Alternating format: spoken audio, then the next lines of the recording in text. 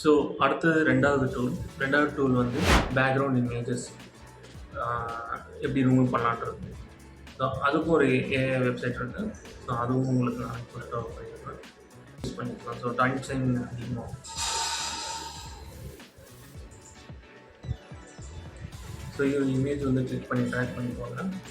இது பார்த்தீங்கன்னா இப்போ கம்ப்ளீட்டாக டோட்டலாக அந்த ஹேர் கொண்டு அந்த எல்லாமே ரிமூவ் பண்ணிடுச்சு.